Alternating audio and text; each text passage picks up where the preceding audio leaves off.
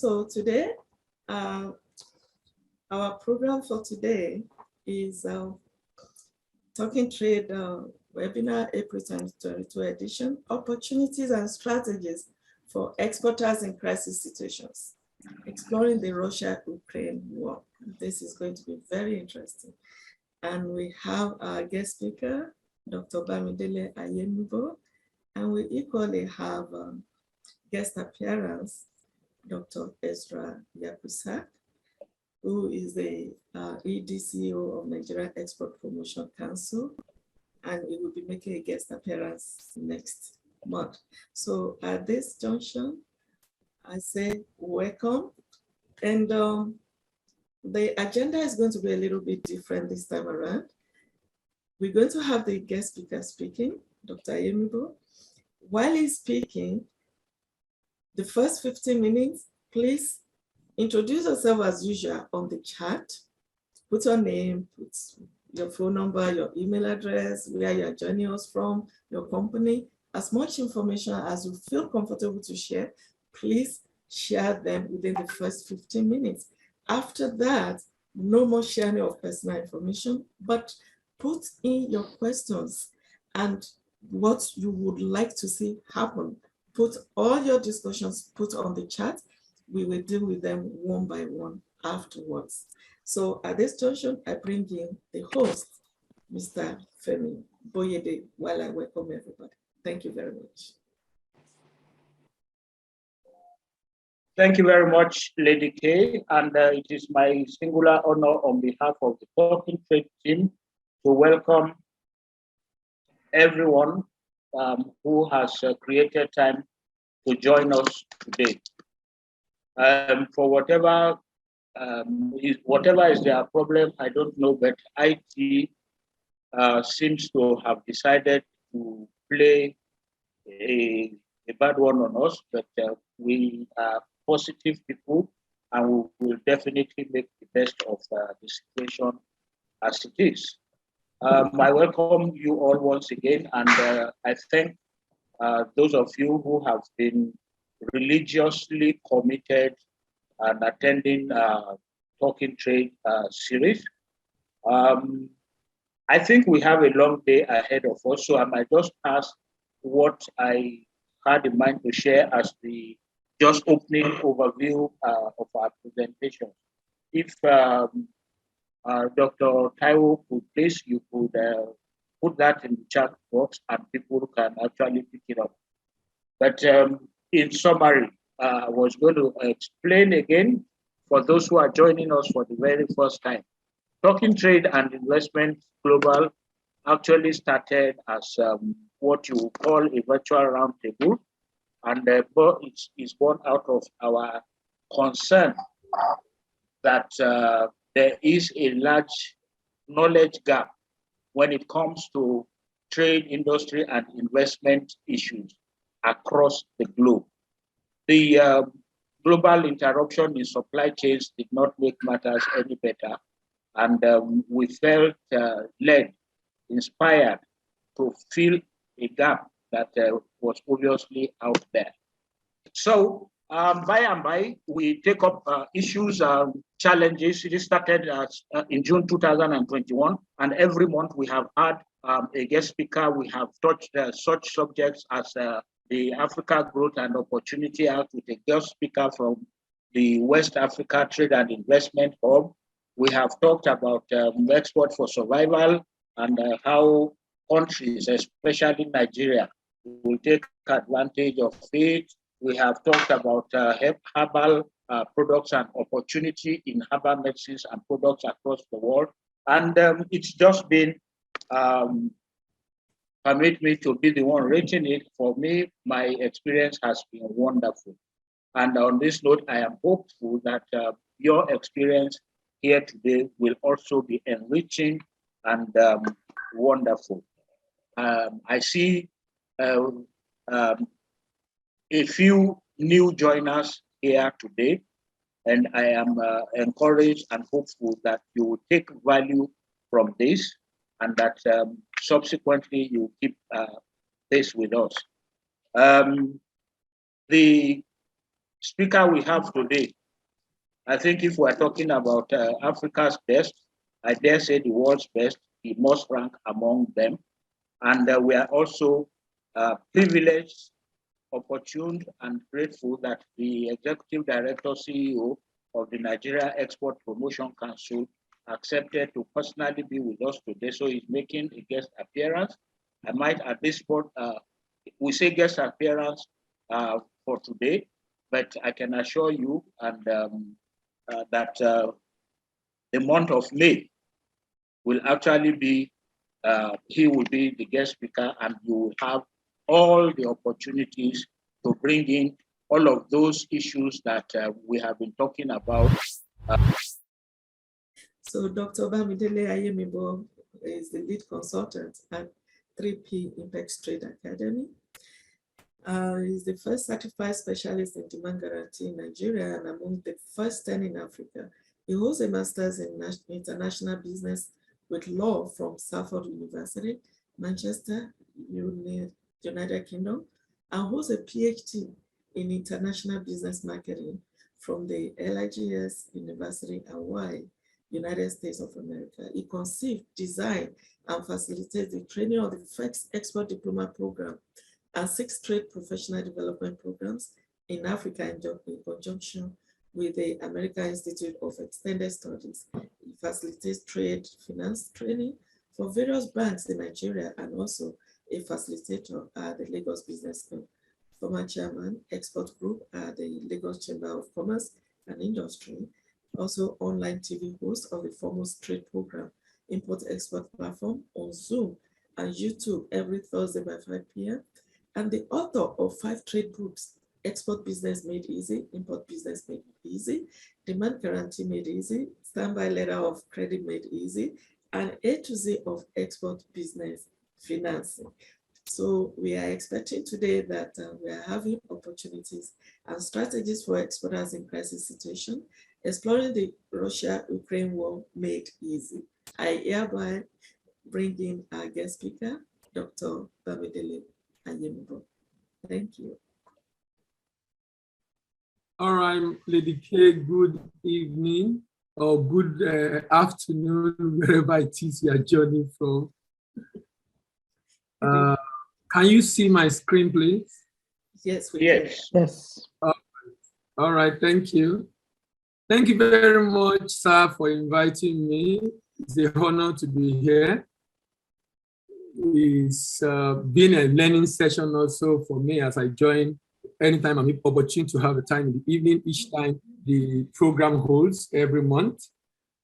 And today I'll be looking at this topic, opportunities and strategies for exporters in crisis situation. And indeed, it is opportunity. Even in crisis situation, the only challenge is that the people that are able to take advantage of those opportunities are those that are ready. And I think that's where we can take a cue from as a nation and as a people, considering really opportunities that this world creates. First, some people to be able to do trade, and they really could make that happen because they were prepared. You know, someone said, when opportunity meets preparation, the person is said to be lucky. But it's really not lucky, only that he was positioned to take advantage of that opportunity. I have about 6 or 7 stuff to talk about: preamble, the products, the picture at present, the potential opportunity, the prospect that can take advantage of it, and now we can prepare some other time as a nation. COVID involved our world, and it was a big challenge for the world. And of course, it disrupted trade so badly. This is the impact of COVID on our world. The red dot you're seeing was sometimes April, May last year, but precisely on April 20, 2020, oil price went below 0, reported by BBC, and it was on Bloomberg website. Why? Because the oil vessel became storage. The oil vessel became storage, storing oil because nobody was buying. And people were able to pay. oil. I don't know if the admin can mute. Okay. People were willing to give up the oil, keep the platform running. And those red dots were vessels in different parts of the world. And the impact still extends till last year, and people were still having it because of a lot of backlog. But you know, in that challenge, China made more money trading in COVID. So even though many countries have declined in trade, like Nigeria, for example, Nigeria declined from about 62.5 billion to about 30-something billion dollars. A very sharp decline, of course, because of oil. But countries like China were having increased growth in trade. As a matter of fact, India celebrates $400 billion in trade within a year. And there was COVID. And the world was just recovering. But this country were ready. So it's very important for us to take a cue from what is happening and the fact that even though there was COVID, it was a challenge for the world, people benefit from it. Russia and Ukraine is having big issue right now, disrupting trade in the world. But some countries are able to fill the gap. Well positioned to fill the gap, being left out by the challenge. Sanction on Russia on one hand, disruption of production and shipment and supply chain in Ukraine on the other hand. So let's look at some of the products that are really affected. It's a big challenge in the world right now because of the issue between Russia and Ukraine, but let's take a cue at Russia. In 2019, just imagine what Russia alone is exporting is almost equal to what the whole of Africa is exporting, because African export is about 400-something billion. And China is doing 416 billion in 2019. And a good chunk of that is crude oil. Almost 30% crude oil, which is why, of course, I mean, if China is supplying this volume, because if you look at it really, total trade of crude oil is hovering between $700, $800, and $900 billion. And a country, 30% is about 120. At about 416, 30%, about 120 billion. That's a lot of supply gap that China is leaving out, which is why the world is even, the West is even very careful in the kind of sanction they place on Russia, even reluctant to implement some because of the very important position China occupies. And that's a lesson for me, really, that even though a country might be perceived to do something the world is against, but it's difficult for the world to rise against such a country because of the value and the impact of the value of that country in the world. And China leading as an example. So crude oil, about 30%. Refined petroleum, about 70% of the 416 billion. Then petrol gas, 6.55%. Coal briquette, 4.34%. By the way, coal briquette is made from organic matter, sawdust, and the like. Africa is importing billions of dollars of this product, and China is doing this much. And gold, platinum, and many other products that China is doing. And look at wheat supply also of Russia alone. Now, Ukraine, on the other hand, even though a smaller country compared to Russia, even though a smaller country compared in their output, but some strategic and important products also in the world are coming from this country, Ukraine. So imagine Ukraine, $54 billion. Nigeria export, the highest in recent time is 62.5. Ukraine is now up to 50 million people, but Ukraine is doing $54 billion, being a major supplier in terms of corn, in terms of wheat, in terms of seed oil like sunflower oil, even iron ore. And a number of these products, particularly wheat and corn, is a big deal in our world today. Now, this country is having issue an enormous because of the impact of this country alone. Because of the impact of this country alone. And that speaks volume as far as trade is concerned, sincerely. You know, before we might be looking at trade as just, okay, a means of economic growth, but I think trade also is capable of giving countries soft power, such that it becomes difficult, even if you're going to deal with those countries, because of the value they are creating and the impact of the value they are creating in our world. $54.5 billion, the total export of this country in 2019, and of course the highest in recent time, just before COVID. So let's look at the picture. How has all this impacted the world? This challenge between Russia and Ukraine has impacted the world.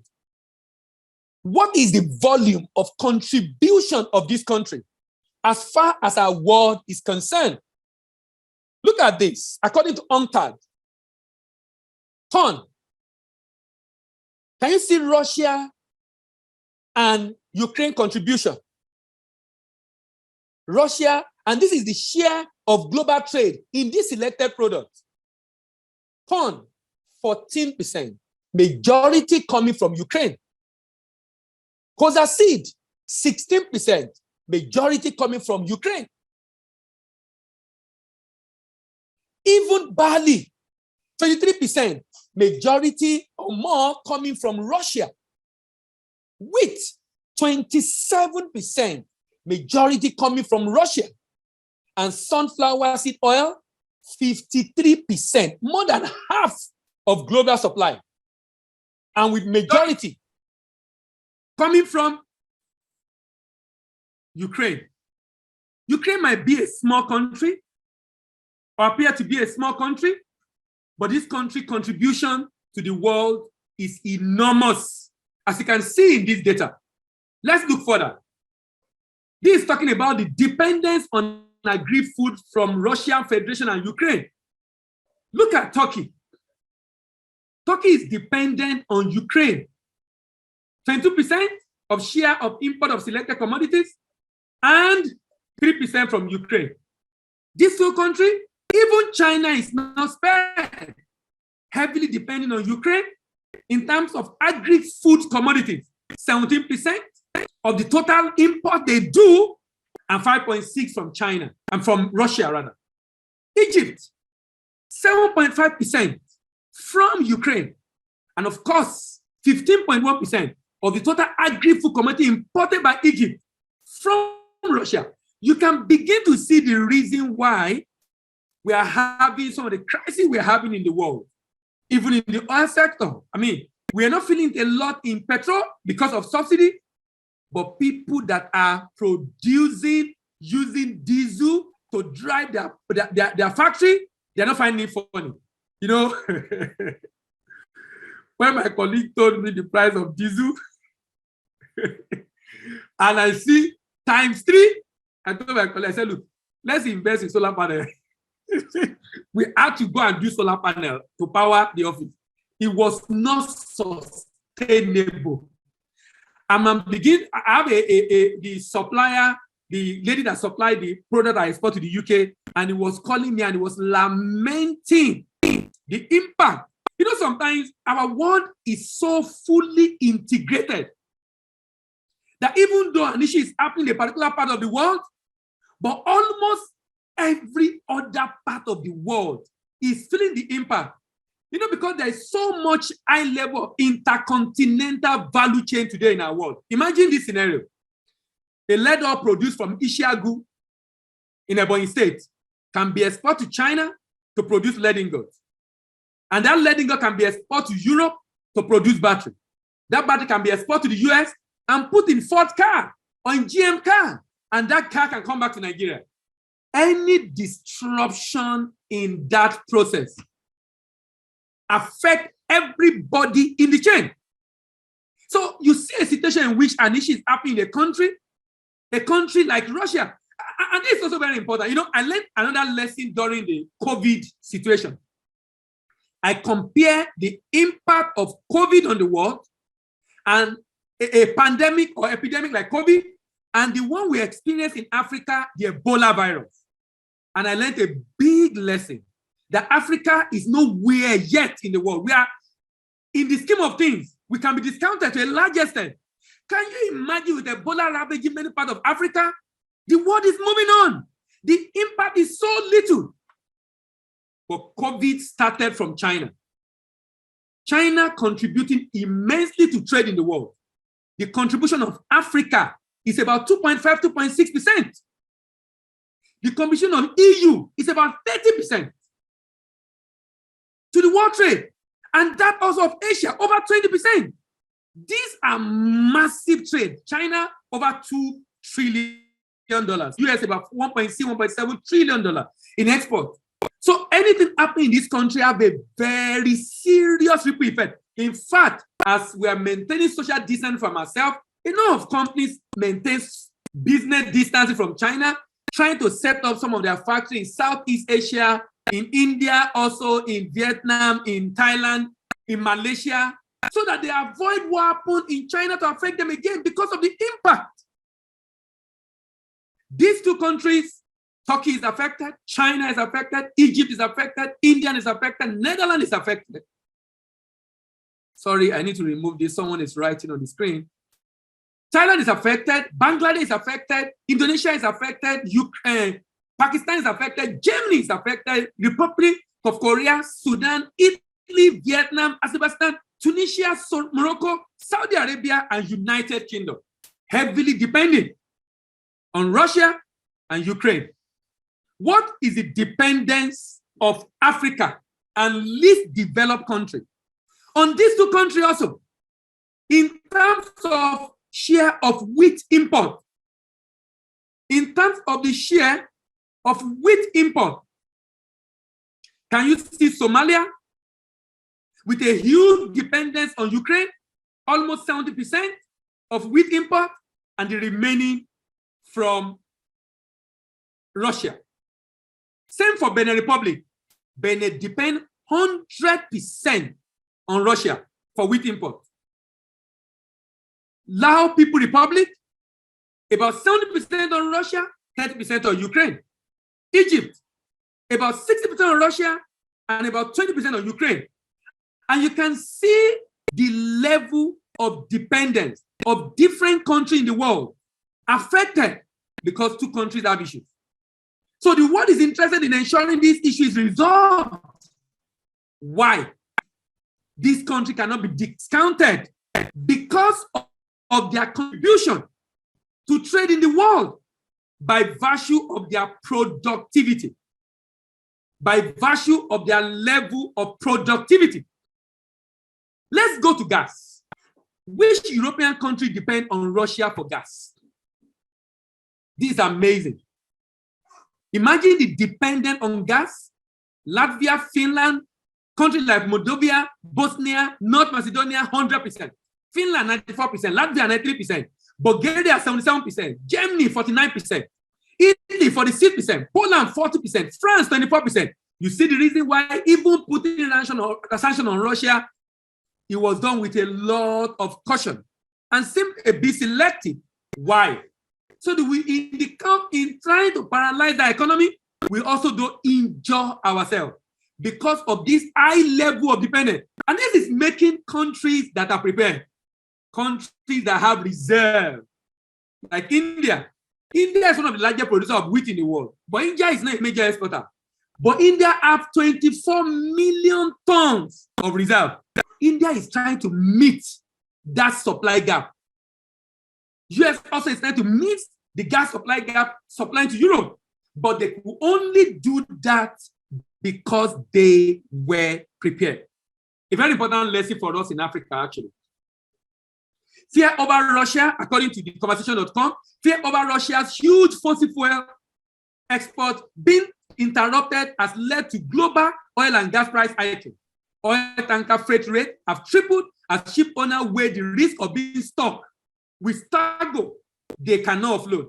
So far, though there has been no significant disruption in Russia export, the US and UK and Australia are banning all imports of Russian oil. But these are not significant market.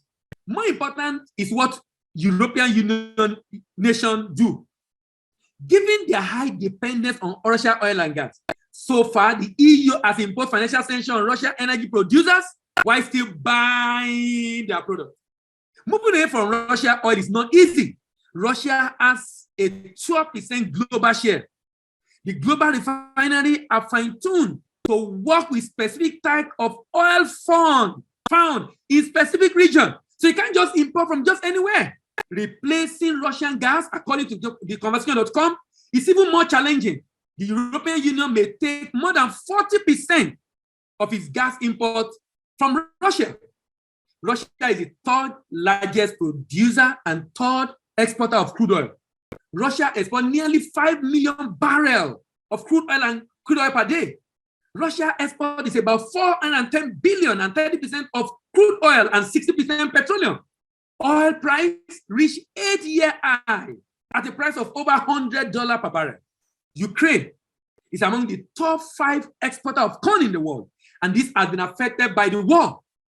Ukraine and Russia account for 19% of corn supply. 19% of corn supply. In the world, Ukraine and Russia account for 19% of corn supply in the world. Russia is the largest exporter of wheat, and they account for about 24% of wheat export in the world. Ukraine is 5th largest exporter of wheat, and they account for about 9% of wheat export in the world. Ukraine and Russia account for 33%. Can you imagine? Two countries account for 33% of a major commodity used for practically most things that we produce every day. Wheat for different flours. Turkey, Egypt, Sudan, our own Nigeria, Bangladesh will be worse hit, being major wheat importer from Russia. Now, let's now look at the potential. Now, the potential market in terms of those that will be able, this demand. What is the demand for crude oil, for example? $992 billion. Now it's been impacted. The people that are able to produce are the ones that will meet this demand. With the China being affected, the people that will be able to meet the supply gap of these 992 billion are those that have reserve. That those that are able to increase their production volume, having a very agile system that can respond to need within a very short time. Crude, $992 billion. How about gas? $303 billion. This also been affected. $303 billion market. Let's look at another one. Refined petroleum, $710 billion. 710 billion. Huge opportunity, I must say, for us. But the question is, how prepared are we? This is a challenge. A challenge that, look, when you say someone is lucky, like you can say now that India is lucky, but India have reserve that they can use to meet the supply gap and increase their export and even expand their production. And maybe afterwards, they will retain the position of being a lead exporter of wheat because they're taking advantage of the situation that they were well prepared for ahead of time. Coal brigade, another product affected, $95.2 billion market. Another product affected, a major one, for example, wheat, $46.4 billion. Do you notice that Nigeria is importing 3.29% of the wheat import in the world? 46.4 billion. The next one is corn. Can you imagine the market for corn?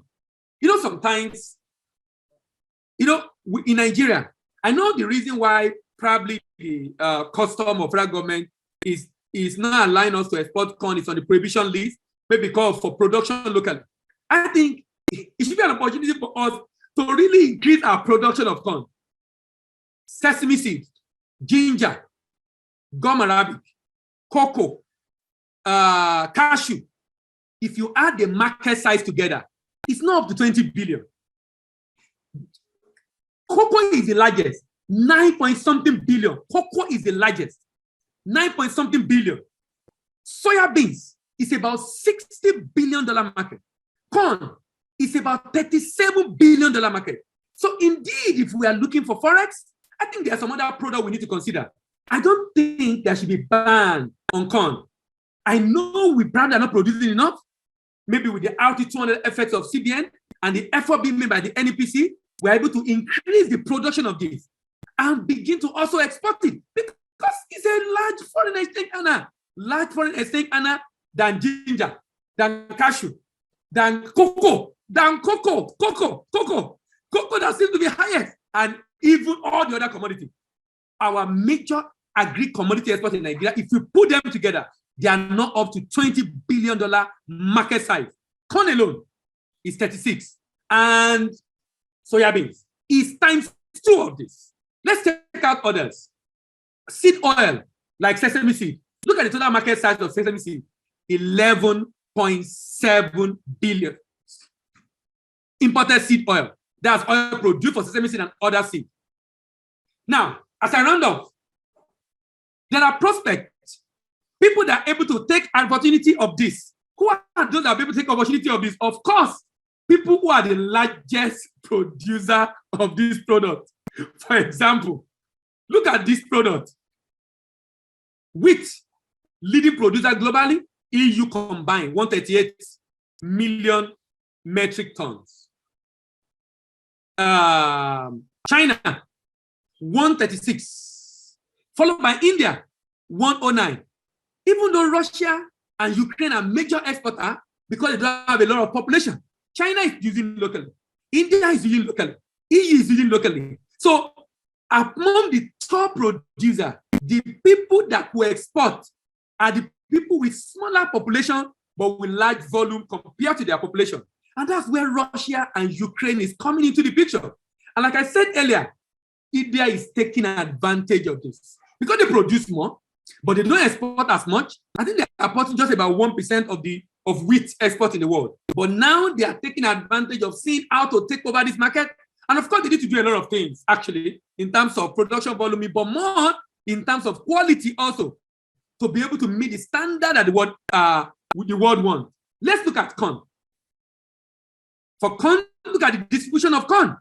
Between 2019 and 2020, the United States being a major producer, 31%, followed by China, 23%, followed by Brazil, 9%. These are the people that can easily respond to fill this gap. Why? They have large capacity and they are producing a lot. This speaks to the fact that we really need to increase our production volume, which is some of the things I'm talking about towards the end in terms of area of investment that Nigeria really needs to work on. Let's look at another product, sunflower oil. You can see that 17.5 million metric tons in Ukraine. Russia, 15.5 million metric tons. European Union, 10.4. So the people that will take advantage of this are European Union, Argentina, Turkey, and a host of other countries that don't produce as much. Then let's look at this.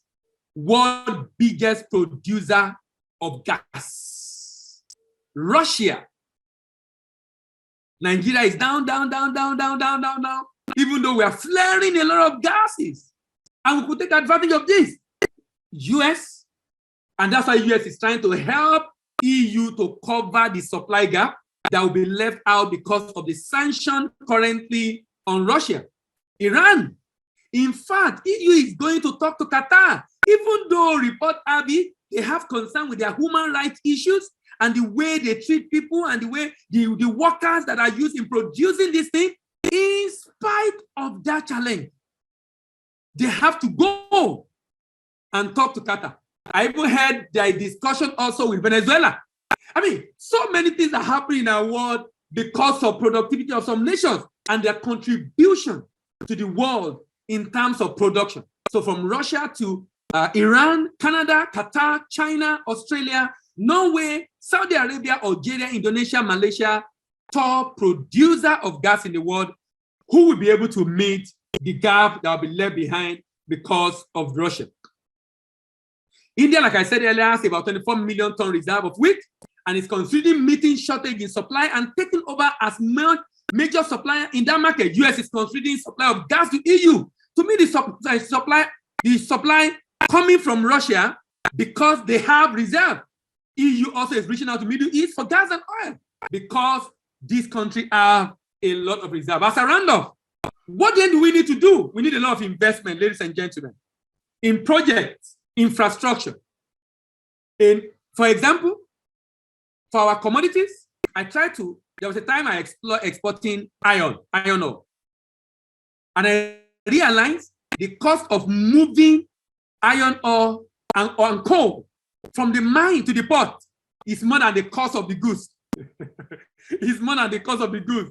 Of course, many countries have this product and we are not competitive because if we were to move by rail, we would have significantly dropped the price because these are bulk shipping products. If you want to ship this product, you have to ship it in bulk. And then, of course, you need to leverage on the cheap means of transport to be profitable.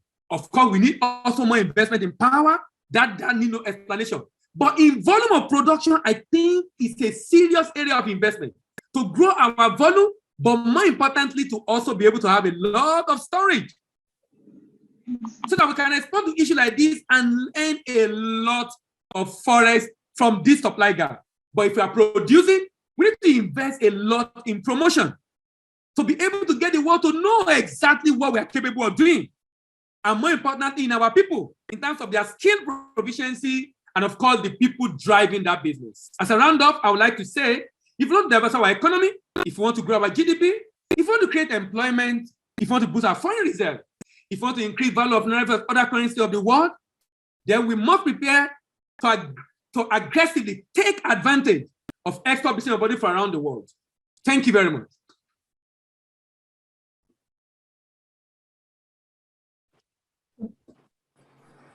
Hello, everybody.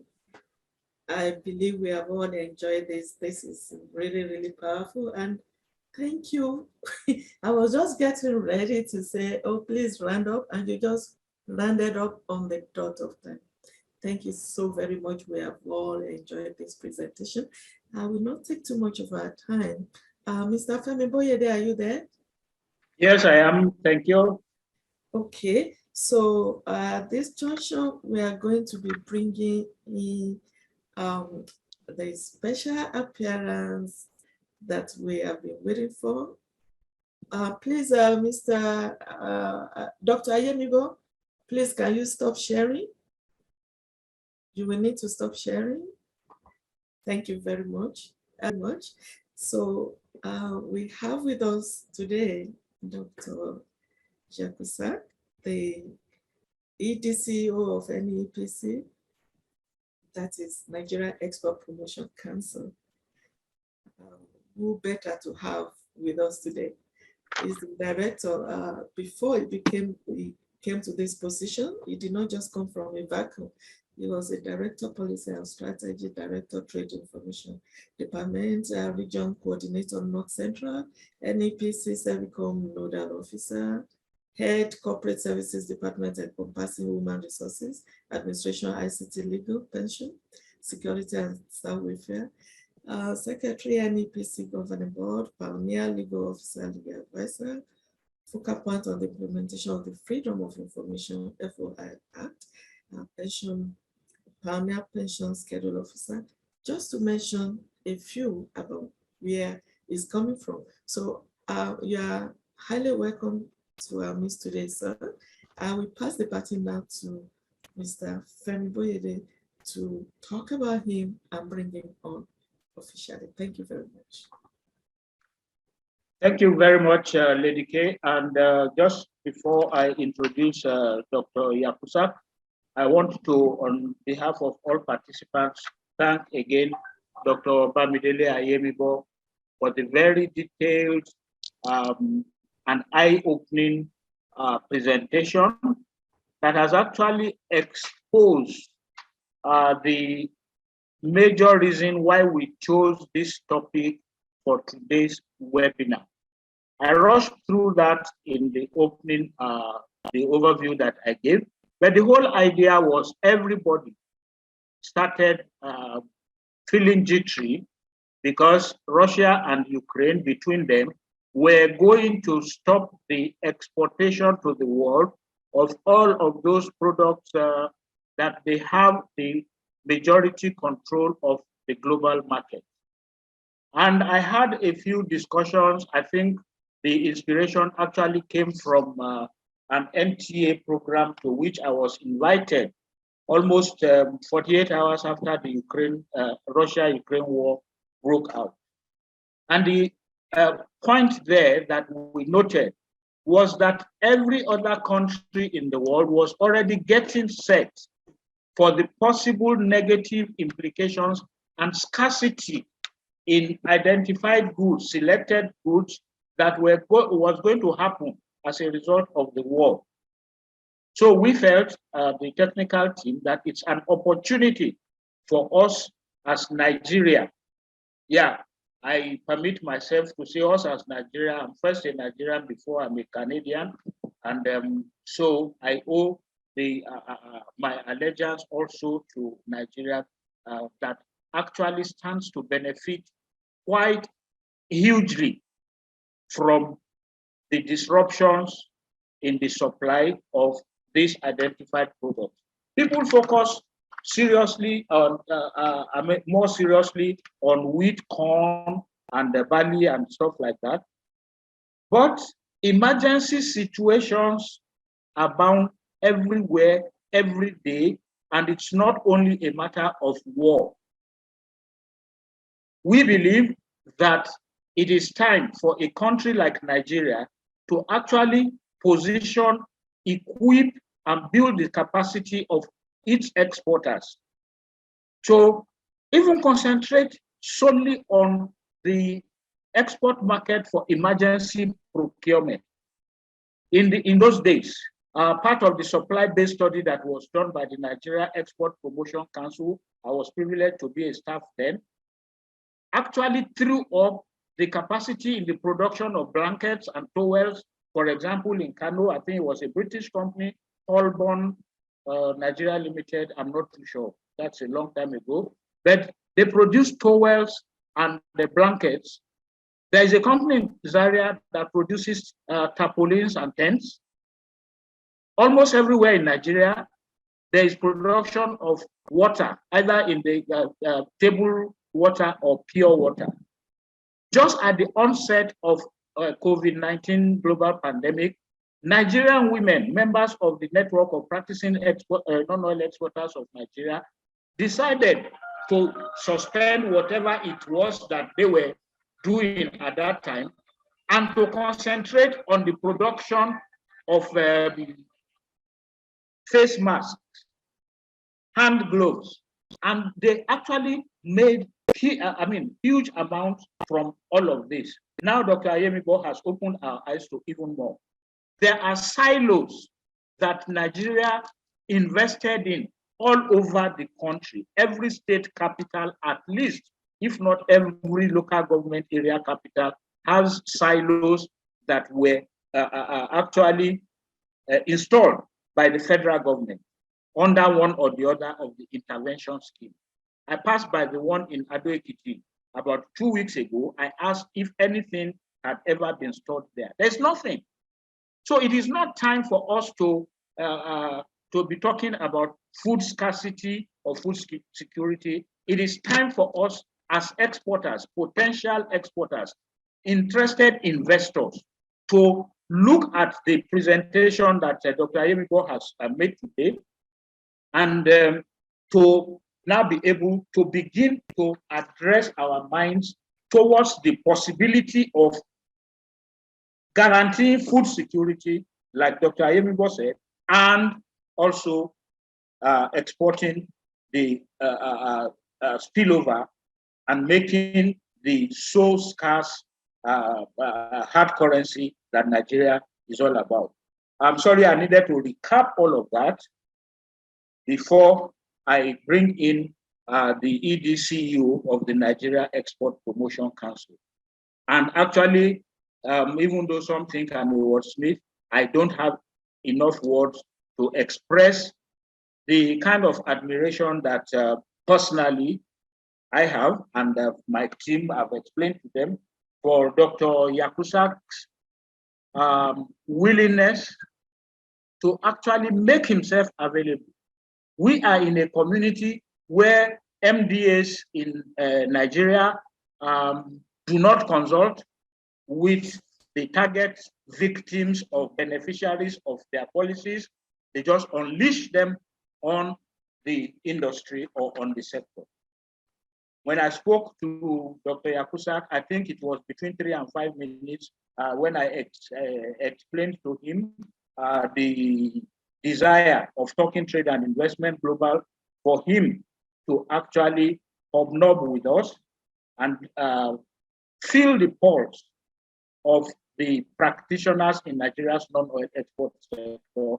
I want to say that we are grateful that within 3 minutes he accepted and he's here personally today.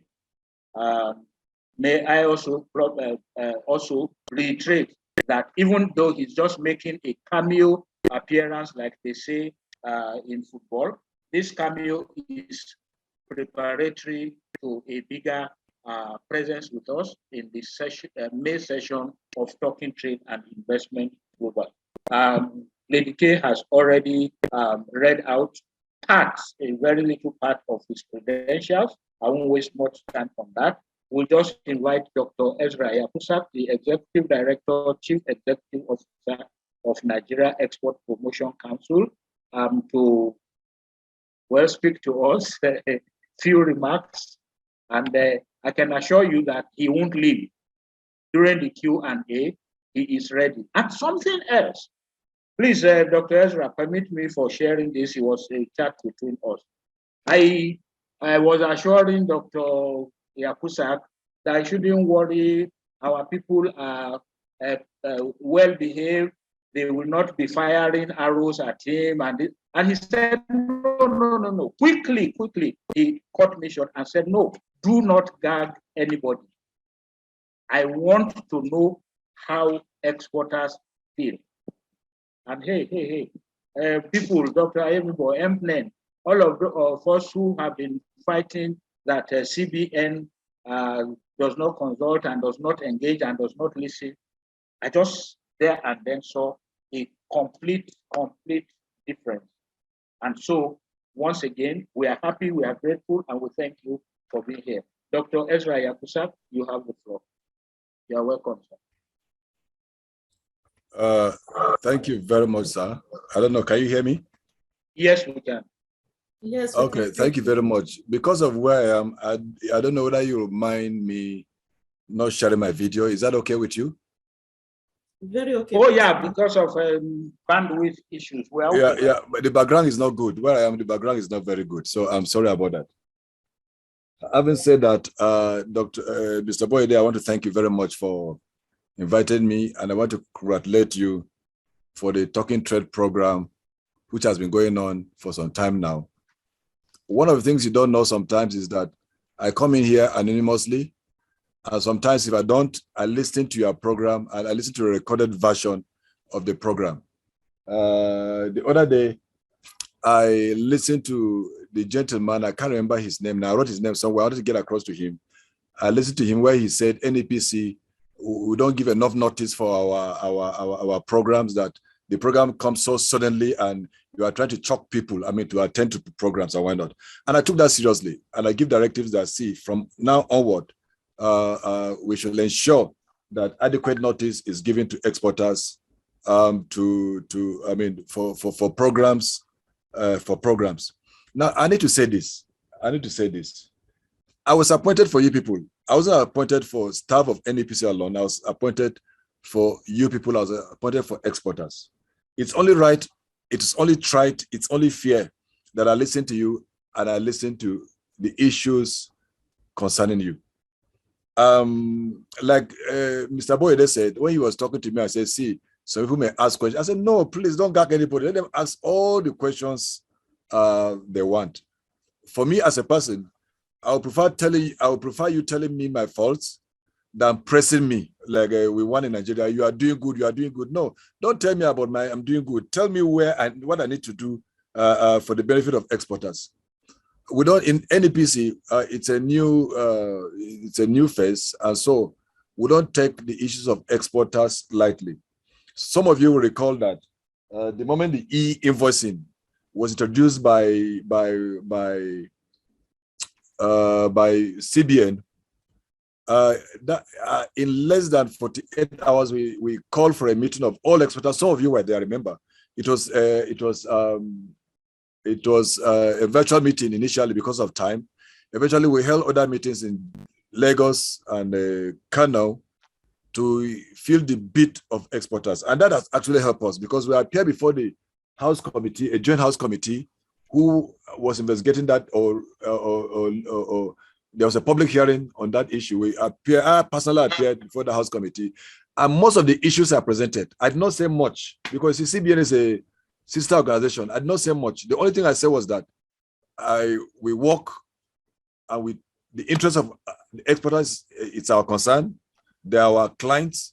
So the resolution of these meetings, i.e. the virtual meeting and the meeting in Kano and Lagos, the joint resolution of those meetings was what, or communique of those meetings was what I submitted to the House. So I don't want to bore you because I'm not speaking today. I'm speaking next time. Mr. Boyede asked me to speak to present the paper at the May edition. So I just want to tell you that we are here for you. We will listen to you. And we will try as much as possible and within our limited means to tackle issues or challenges that are militating against non-oil export. On this note, I will see you in May, God's willing. I want to thank you.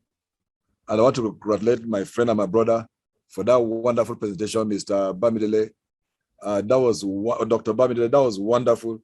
When the man speaks, you think it's a recorded message that he's speaking. You will know it's a man that is speaking. He just speaks on and on and on and on. That was wonderful. On this note, I want to thank you. And I just saw somebody send a chat whether they can ask questions. Please feel free and ask questions. Honestly, if I can answer the question, I will tell you, I will answer the questions. If I can't answer, I will tell you, hold on, get back to me. I will tell you the answer. Thank you very much. May God bless all of us. So are we allowed to ask the question now? Thank you so very, very much. And like Mr. Femboyede said earlier, we are not used to our Nigerian officials listening to us, hearing us, and actually making themselves available to answer our questions no matter how we ask. As we know, please, we are always polite here, so we will equally ask that you ask your questions in a polite manner. We have asked earlier that you put all your questions on the chat. So however, we give you opportunity to speak, but 1 minute at a time. If it's more than 1 minute, unfortunately, we will have to mute you. So please, you are free to ask your questions. Person Solari, if I'm pronouncing your name well or not, pardon me. Your 1 minute starts. Thank you. Thank you. Good evening. It's a pleasure being here. Let me observe all protocols because of the time I have. Thank you, Dr. Ezra, for coming. I'm sure you would have heard what I'm going to say now, but please, you help us find out. Some of us, went for this selling on Amazon. We have invested a lot. As I have spent so much money, I'm having to call off that contract to cut my losses. Please, sir, you will need to investigate that matter. God bless you, sir. Thank you. Thank you so very much for making it very short. Let's take one more and you can answer two at the same time. Next one is Ibrahim Aruna. You have 1 minute. Good afternoon or evening, wherever you guys are. So my question was to Dr. Ezra, and I was just listening to you, and something that was going in my head is that, okay, this is good if you've been listening and be following through our program. But one thing I wanted to ask you is that the last time I think the last one we had the last month, there was a concern about the exporters not able to export from Nigeria, that they have to go to outside to African countries because it's cheaper. It's cheaper to go export from Ghana than exporting from Nigeria. 20 seconds.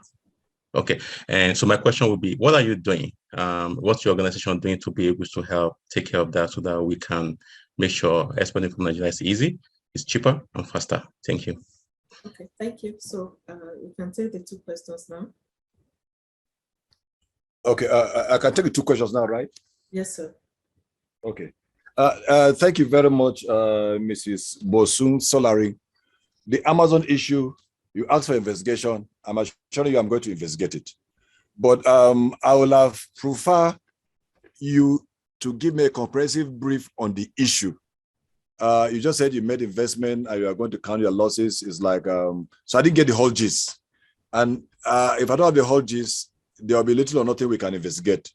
So if you don't mind, you can send me an email, ezrayakusak@yahoo.com. It's a private email, and send me the whole gist. Let me have an idea. Or you can, wherever you are, if you are in Lagos or any point, I don't know where you are, you can contact our TPA, that's Trade Promotion Advisor or the regional coordinator, and tell them the issue. They will tell me so that we investigate it. Mr. Ibrahim Haruna, you, of course, express your concern on the issue of exporters moving to other countries to export because of the difficulty or supply side constraints.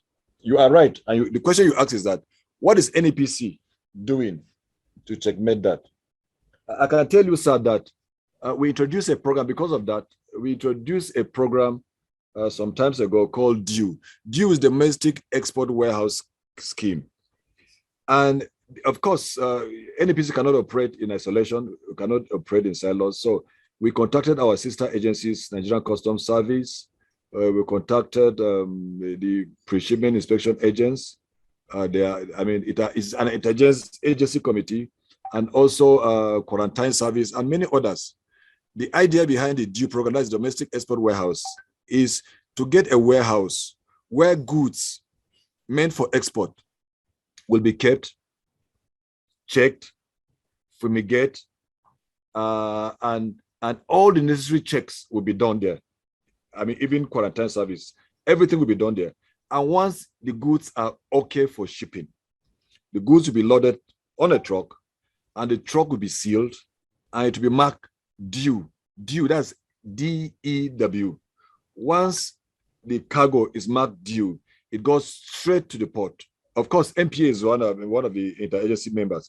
It goes straight to the port, and by so doing, the issue of logistics, the issue of port congestion will be eliminated or reduced. So this is one of the things we are doing. And recently, we opened up what we call an export trade house in Egypt. That was 2 weeks ago at Sadat Industrial City in Egypt. And the idea behind the export trade house is to send Nigerian goods to Egypt, where willing buyers of the products will go, inspect the goods, and pick them up. Now, you may have a buyer, not only in Egypt, but in neighboring countries. You may have a buyer there. Once the goods reaches that store or that warehouse, the buyer will fly in. Once he see or realize that the goods are up to his specification, he will pick those goods and send the money through LC and pick the goods. So these are sort of things we are doing. And by the way, the export warehouse in Egypt is just a pilot scheme. We have another one that is coming up in Lome. Lome is maybe in weeks' time. We're doing that with Nexport Trade Nigeria Limited. And all of them are PPP arrangement, that's public-private partnership arrangement. And we also have another one that is coming up in Kenya. We're farming up arrangement on that. That's it. Now, but I need to also tell you that the export warehouse, because I know you guys will have a lot of questions you will ask, and by the time I finish, there will be no time. I need to tell you that the export warehouse is a PPP arrangement. We have a Nigerian company called JM Goma International Limited. It's a Nigerian company that is here, and they have a sister company in Egypt called Agrivedi. Goods will be inspected. Volume of the goods will be inspected by the Nigerian company. Of course, that does not eliminate or us, the statutory inspecting agents doing their job. No, that's not what I mean. So, but the important thing is that JM Goma will inspect the goods, determine the volume and value of goods, and ship it to his colleague in Egypt. And of course, those goods will be sold. If there's a buyer, if there's no buyer, they will source for a buyer for those goods. So these are some of the things we do to kind of address the issue of logistics associated with non-oil export, which of course has affected or has impacted negatively on our non-oil export and by implication, Forex inflow. Thank you. Thank you so very much, sir. I'm going to read one of the chat forum, and please you're encouraged to use the chat forum as well. My Ijoma Chikeze, my question goes to ED and NEPC. Please, Dr. Ezra, are you going to do something concerning the EDF grant, as so many exporters could not access the fund? Thank you, sir. And the next one is Adamu Gambo says, when will PAPS be activated in Nigeria? If effected, what are the modalities in relation to NXP? Those are two questions for now. Yeah, before he takes up that question, Lady K. Yes, sir. I would like to also add, just for the information of the ED, and so that the members of the WhatsApp, Talking Trade WhatsApp group will actually remember that we talked at length about if there is ease of doing business in Nigeria, which the federal government or Office of the Vice President has adopted. Now is the time to also begin and institutionalize ease of doing exports. So this is just for the information of the ED that at Talking Trade, there is a team that is working on collating all of those challenges. Mr. Aruna limited himself to 1 minute, I'm sure, by just putting everything together as difficulty in exporting from Nigeria.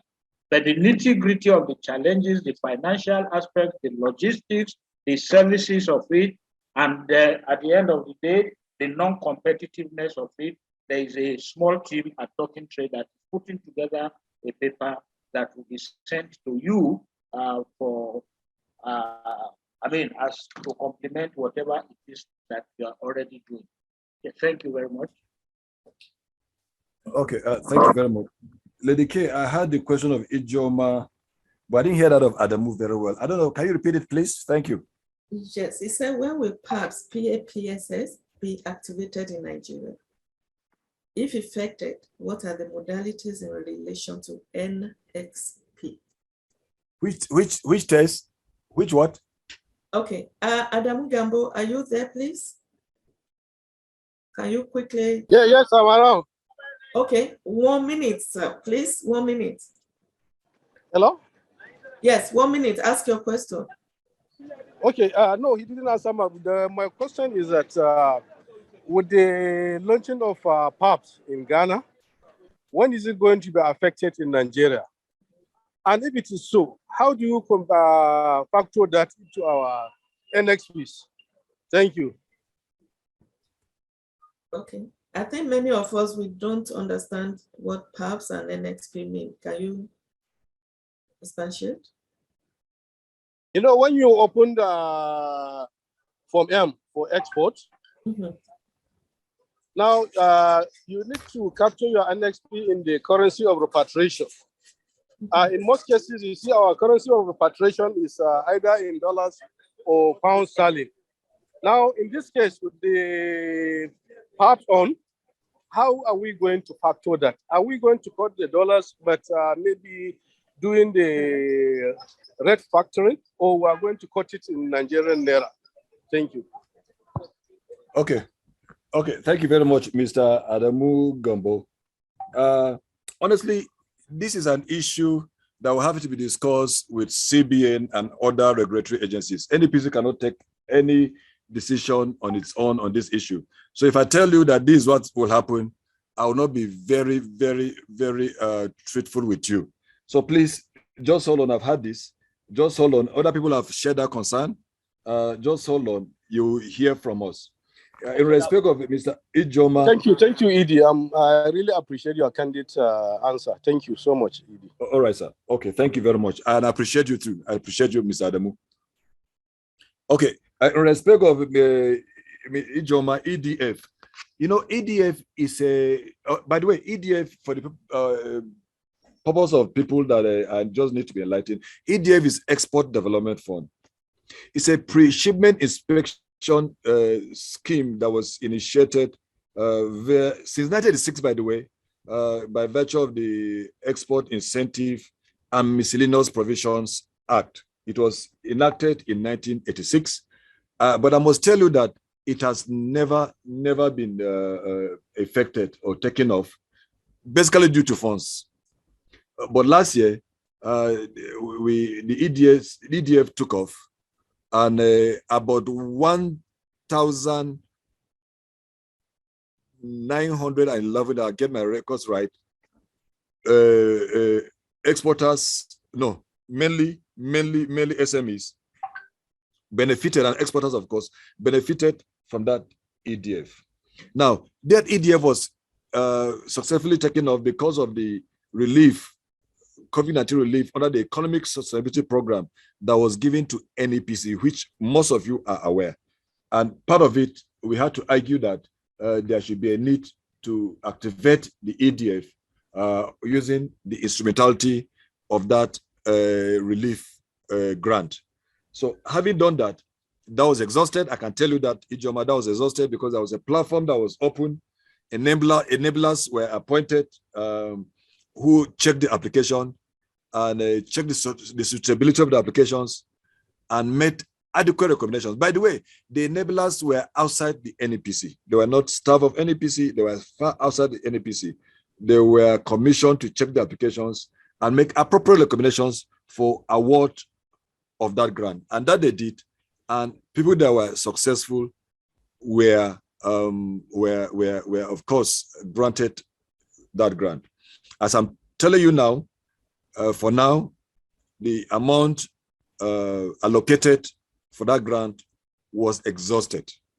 We are making efforts and appeal to the federal government if that grant or a little part of it can actually be given to us again because of the impact that it has made in the non-oil export sector. So Ijoma, if you can just exercise patience, once that is done, of course, I'm sure you'll be a beneficiary. Thank you very much. Yes. I'd like to appreciate my big brother, Dr. Ezra, for coming on this program. And my question is, are there possibilities of doing a partnership where we can set up common facility centers? This would help in being able to serve the community where certain commodities are produced so that they can meet international standards before they're exported. So is there an opening? I know it's a capital intensive project, but is there a possibility for a public-private partnership with NEPC, sir? Thank you, sir. Okay, thank you. I'm going to be calling next Mark. That's how I see you. And I will call it Dr. Esemede John. But before then, please, I yield the floor to Doctor. Please go ahead, sir, to answer their questions.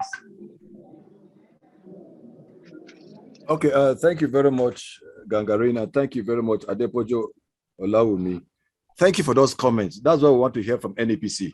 That if NEPC has had impact on you, one way or the other, please go there and say it. The idea is not for us to make our heads big, but the idea is to encourage others to export. That's just what we want to hear. Mr. Gangarin Madaki, thank you very much for that question also. Your question is whether there are openings for partnership or setting up a CFC, that's a common facility program in any locality. The answer is yes. If you have that idea and within our limited funds or limited funds, please come over to NEPC or write us a proposal. We'll study a proposal. If it's something we can run with, I assure you that will be done. Thank you. Thank you, sir. Thank you, sir.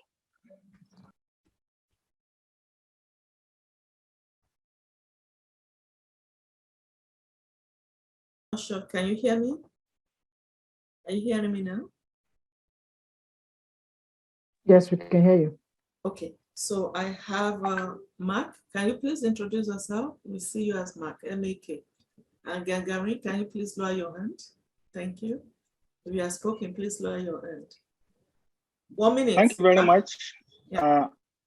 I am Mark. Mark stands for Mohammed Ahmed Kontagora. I'm the president of National Share Product Association of Nigeria. Let me also join my colleagues and thanking Mr. Ezra for finding time to be here with us. And as he promised, I know he will fulfill his promise. I think that will go along and easy most of our problems, so long as we're interacting with you more and more. And one of the questions I wanted to address or to ask is what Mr. Gage has talked about, and that is having common facility. The idea is for us to make sure that we have the basic infrastructure, because one of the key challenges in this country is that there is lack of the basic infrastructure for production of and the processing of all these commodities, especially considering the fact that in export business, two key things matter. Consistency in terms of quality and quantity. And of course, there is the issue of traceability. So we must have the basic infrastructure, we must have the basic knowledge for us to be able to do. And on the other hand, I want to suggest we have to do a deliberate policy, because the one day speaker was talking, he mentioned so many commodities, so many issues, the advantage other countries have taken. We have to understand that here in Nigeria, most of the time, up to this moment, we are doing agrarian agriculture. Now, we need to do a deliberate policy such that we do farming for export. That way, it will not affect our local market. And of course, on your target, you can stay, for example, some farmers, large-scale farmers 20 on top of seconds them. more, sir. 20 more seconds. Okay, that's one. And secondly, I want to challenge the speaker, because when he was mentioning all these commodities, he refused to mention shea butter. And Nigeria accounts for over 57% of all production. I hope you'll find ways to include shea butter. This is a market that is worth over 3 billion in a year. And we as a country, as a nation, as an association, we set a target of exporting 1 million ton of shea butter on a yearly basis. And if we are able to achieve exporting 1 million tons, it means at $2,000 per ton, we are targeting $2 billion. So please consider share. If you need more information, you need to talk to us. We are willing to see you. Of course, we've been talking with our guy, Mr. Ezra. He has been given us the necessary cooperation, and I believe we can achieve that objective. Thank you, and God bless. Thank you so very much. Please just pardon us for cutting you short. It's because of the time, and he's coming next month. I believe we are going to have a bigger room and more robust. Abubakar Abdullahi, I see your hand up. Please oblige us. 1 minute. Thank you very much. My name is Alhaji Abubakar Abdullahi. I'm into agriculture A to Z in the agri value chain. Somebody mentioned the role of the Ministry of Agriculture. Now, most of the problems we have today and our lack of achieving what we want to achieve in terms of quality produce and then exporting them and also consuming same in Nigeria is simply because we're a dependent group of farmers. You cannot depend on government for everything. The major issue we have is that our cluster, our farmer association, farmer-based organizations are not organized.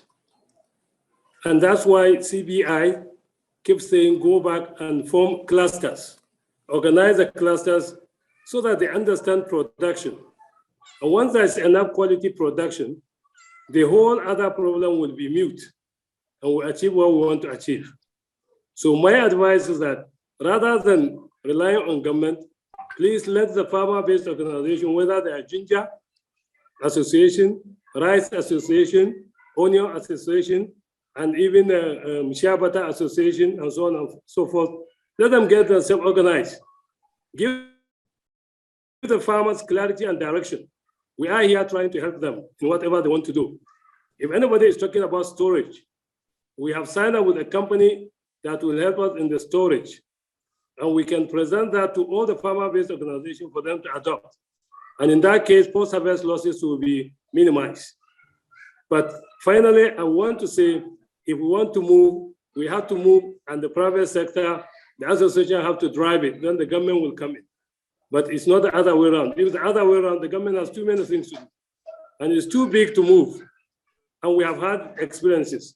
So let us rethink. Think outside the box. Let's not think inside the box. Thank you. Thank you so very much. That was really great. I don't see any hand up. I see in the chat forum. Okay, John Isemide. Yes, please come in. Please unmute yourself. Thank you very much. Thank you very much. Can you hear me? Very clearly. Thank you. I'm extremely happy to be here this evening. We are talking of exports, and we are talking of the future of this country. First and foremost, let me thank those who put these things together, and to appreciate and thank the Chief Executive of NEPC for finding time to join some of us. I want to assure him that we are standing solidly behind him. The success of that office rests on our shoulder. When he came in, the first thing he did was to identify exporters and put on, not the problems, he took us and put us in the same umbrella. And let me first of all thank him. In the area of capacity building, he has hit the ground running, because I met him first 25 years ago in Morocco when I was doing this job. And the presenter, Bamidele, what I used to tell him is that people like Dr. Ugawa, Apology, and all that have retired. They gave the baton to us. Now we have given it to him, and he must not drop. And we thank him for what he's doing, and we are very proud of him. Not only this presentation, we have seen him across the globe. And not only that, the excuse of Russia and Ukraine could not be, because it was Russia that will fix Ajakuta, the refineries, this and all that. It's now a challenge we have to. My question goes to Femi Boyede, who has been my brother in this struggle for over 30 years. And we cannot tell you what we have done. Boyede, thank you for the role you are playing. And we have to join hands together to let the world know, even with your Rosario report, some of us came out that NEPC is the body that people should join, not we joining others. And what you have come up with of ease of doing business is now ease of doing exports. We have to take it, like what is happening in Pakistan and all that. CBN and other agencies will just come up, ABCD. The first thing, they have to thank the ED, call all of us. I made it clear on this program that we are not under CBN. We are partners. And you cannot put export and import on the same template. For them, it's not the same as NSP. And this one of payment system, we have done this under the clearinghouse and all that. Today, I was just writing on it. We have to stand as a body. Let us be recognized like other agencies, not one agency telling us if the OPS is not standing, they are only interested in trade fair and trade mission. We, the past exporters and the current, must join the ED and take export to the next level. Thank you very much. Thank you so very much, sir. Okay, we will. I need to respond to Dr. Isemede because his question was to me. Yes. Thank you so much, my brother, in this battle for Nigeria's export group. I'm sure that, I think you were at the Eco Hotels when Olusegun Awolowo, the then ED NEPC, launched the network of practicing non-oil exporters of Nigeria on the 6th of March, 2020. Yes. The idea then was to have a vibrant, all stakeholders network, more like the umbrella association of private sector that we have always talked about on the pages of newspapers and on TV interviews, those of us who are leading the war. So with NPNEN on ground, it is what the country has been looking for. However, NPNEN will remain a paper organization until those of us, I don't want to say those of you who are still looking from outside, because John, you were with us in 4 Points by Sheraton when we started talking under the PDF Technical Assistance Program, where I made the suggestion that Nigeria needed an umbrella, a credible umbrella body that will speak and can even help the partner organization, Nigeria Export Promotion Council, to propound even its own ideas, because the advocacy will be in the mouth of the exporter and it will not be seen. For example, if NEPC, look at the issue of the e-invoice. Look at the various draconian policies that are emanating from the NEPC. It is true. CBN. From the CBN. I'm sorry. CBN. Your position is true that unless we come together, but the coming together also needs the coming to join by those who know. Fighting this, I spoke to Gagarin, who told me, Madaki, about 2 months ago, who was telling me they are trying to set up an association. I said, no, there's no need for any association any longer, because there is network of practicing non-oil exporters of Nigeria that was actually enabled by a technical assistance from the UK government. That project has has closed now. It has come to a completion. It's a legal entity. It is the entity that the Nigeria Export Promotion Council logically and naturally would be happy to work with if we at the private sector have actually agreed and put our act together. So if we continue to operate in silos and everybody wants to set up one this thing or the other, then there's going to be a problem, because then Dr. Yakusak and his team will be groping for. Then you will now be invited for an interview to prove why you are better than the other, rather than for all of us to come together. And I can assure you, check out the website of NPNEN. 2 former ministers are the co-chairs. A former director of Trade and Exchange of the Central Bank of Nigeria is on the board of trustees. The Prince Oluyede, the guy, the founder of the Global Gap and what have you, I'm sure you have him on the PC. I know him. The board was actually carefully selected so that if any of these make any presentation or even a visit to any agency of government, you find the respect.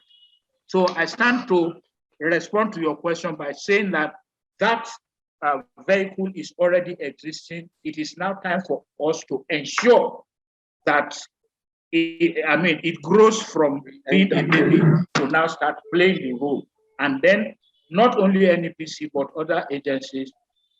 Thanks for doffing your cap, but that's the least we can do as long as we are alive. Thank you. Okay, thank you so very much. We are rounding up now. The last question we may be able to take today, Doris Ogbodu says, good evening, ED. Please, what is NEPC doing with respect to capacity building of SMEs involved in exporting and with a view to boosting their export potentials? Okay, can I take that question, please, now? Yes, Doctor. Okay, yeah, thank you very much for that question. Apart from the usual sensitization program and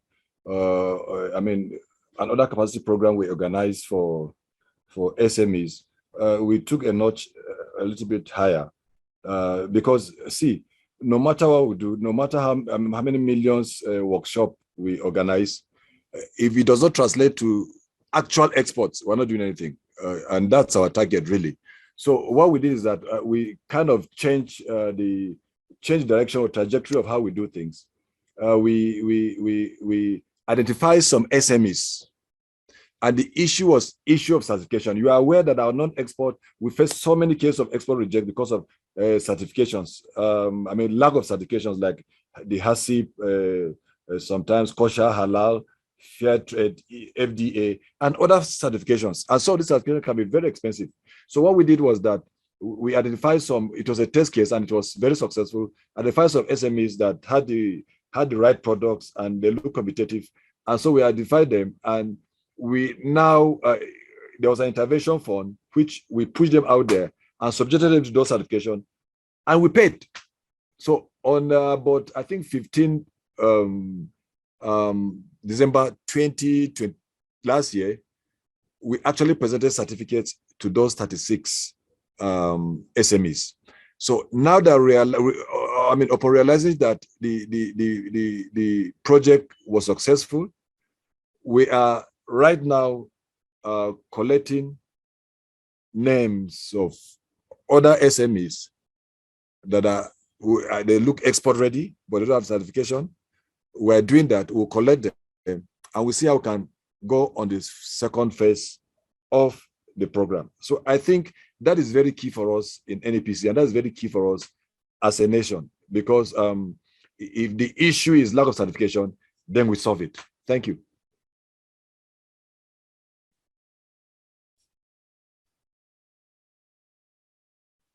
Thank you, Dr. Yakusak.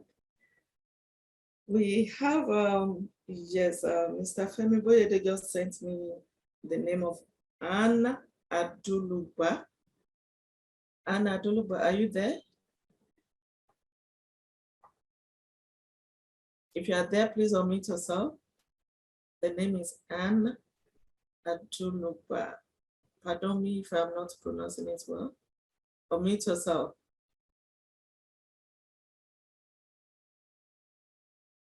Okay, maybe technical error or something.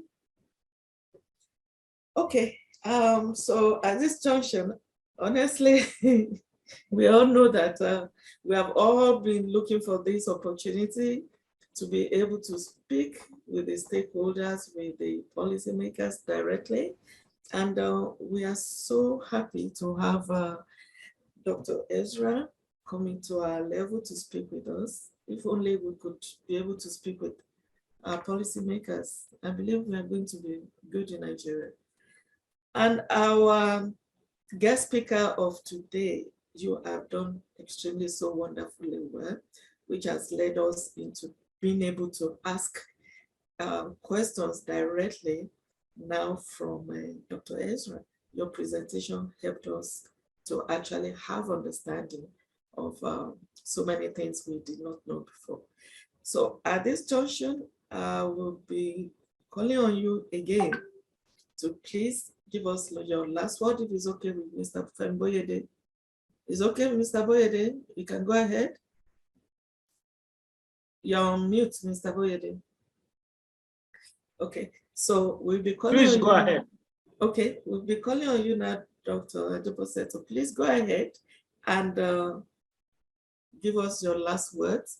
And we have really, really, really enjoyed your presentations. And please, we will appeal to you. So many people still have questions to ask you directly, but we have leveraged on your presentation to ask direct questions. So on the platform, please be ready to answer some of those questions that we still have left directly for you.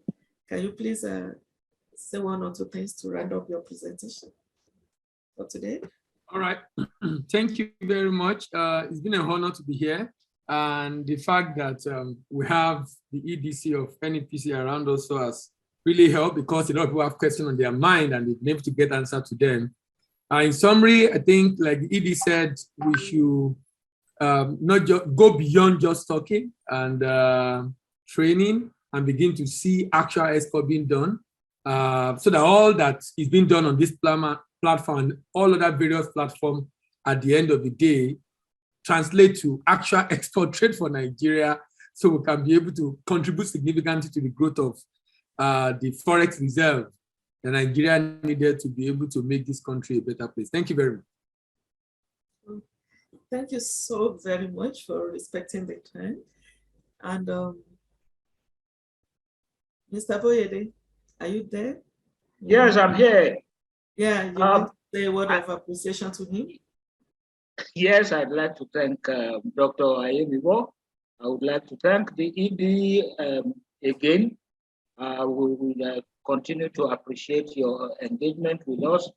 And thank you for the assurances. I think a lot of the exporters today, they are leaving this webinar just like us, a little bit more assured that there's hope for the non-oil export sector of Nigeria. And just like Johnny Semede said, ED, please count on the support and the goodwill that God has helped you to elicit from Nigerians. Count on the support of all of us to ensure that the narrative is completely changed. I forgot to mention that Dr. Ayemibo is also a member of the Board of Trustees of the Network of Practicing Non-Oil Exporters of Nigeria. And so you see him, if you forgot that cap, please add it to his bald head. Hey, I forgot to, I said I wasn't going to say that both of us were bald. But thank you so much, my co-headed brother. And who else to appreciate? I read somewhere in the Holy Book that a king called a feast, and he invited VIPs and none of them turned up. We want to thank you all, the audience, the participants, that you actually turned up and you did not allow this feast of dialogue and rubbing of minds to go on eating. Of course, you had it confirmed by the ED. First Saturday in May, 5 p.m. Nigeria time, we will have an elaborate interactive session with the Executive Director, CEO of the Nigeria Export Promotion Council.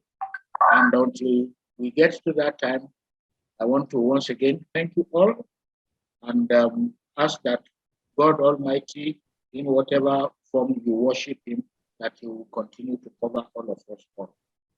And leaving the best for last, I want to thank the very confirmed best team in the world, the technical team, Lady K, Sheifumi Adebote, Dr. Oluo Uwatoyin Taiwo, and he's not with us here today, Benga Oshinaike.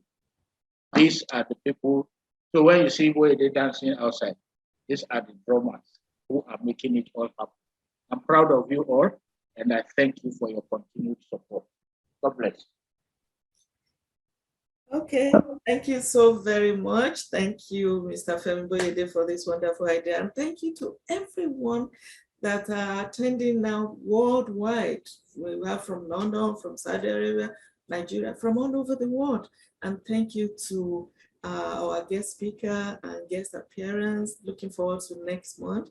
So just to reiterate what has been said, the team comprises of Olufemi Boyede, Kemi Amusho, known as Lady K, Sheifumi Adebote, Haruna Ibrahim, Project Management, Dr. Olu Taiwo, and sorry, Haruna, I forgot. That's why I had to do it, because you forgot. Thank you. Yes. So thank you to everyone, and we are looking forward to seeing you next month. And you know, you can go to Facebook and YouTube to see what has been done today. Actually, we are live on Facebook. Some people are joining right on Facebook right now. And when the recording is ready, you will see it on the WhatsApp group. If you are not a member yet, please, you can contact any of us. After due screening, we will add you to be a member. And also, we are moving to Telegram. So please, gradually, let's move to Telegram because we are getting bigger. However, we are not in a hurry to be thousands. What we are interested in are just only those few people that this program will benefit every month, and who the people that are ready to abide by the rules and regulations. Be mindful on the platform, be mindful of the language you use. We do not condone any language that will appear like you are bullying someone else. Allow everyone to express themselves the way they know, but please do not speak in any language that will not make others happy. We are all here to learn. We are all here to progress. Thank you again for attending, everybody. Have a very, very wonderful April. Bye to everyone. You can mute yourself to say bye. Bye. Bye-bye to everybody. Bye. Lady K, bye-bye. Bye, everyone. Thank you, Lady K. Bye-bye. Bye. Bye. Bye. Bye. Bye.